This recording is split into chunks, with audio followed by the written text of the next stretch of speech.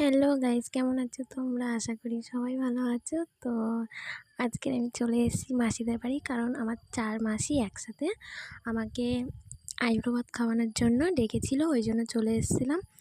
তো প্রথমেই আমার দিদা আমাকে আশীর্বাদ করে দিল, করার পরে খাইয়ে দিল। আর দাদু তো বসেই কেঁদে ফেলেছিল আশীর্বাদ করতে গিয়ে। তারপরে একটু কান্নাকাটি হয়ে গেল, সবাই কেঁদে তারপরে 4টে মাসি মেয়ে তারপর বোনেরা একসাথে থাকলে কি হয়, হাসাহাসি করতে করতে আমার আশীর্বাদটা পেরিয়ে গেল।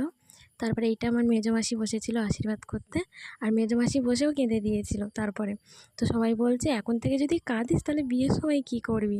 সেই নিয়ে আবার হাসাহাসি হলো। হাসতে হাসতে তো আমার খিদেই মরে গিয়েছে, এত হাসছি।